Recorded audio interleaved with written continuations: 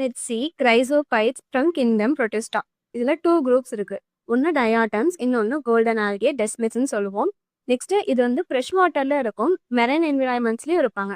இது பிளாங்கான் சொல்லுவாங்க பிகாஸ் மைக்ரோஸ்கோபிக்கா இருக்கும், float passively in the water currents. Passively means without energy. Most of them are photosynthetic. They prepare their own food. இதில் 2 thin overlapping shells இருக்கும், so box like ஸ்ட்ரக்சர்ல fit ஆயிருக்கும்.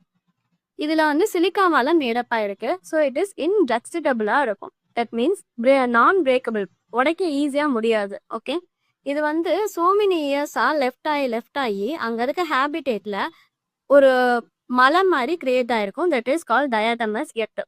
இது வந்து ரொம்பவே கிரிட்டியாக இருக்கனால இந்த சாயிலை நம்ம polishing, filtration of oils and சிரப்ஸ்க்கு யூஸ் பண்ணுறோம்.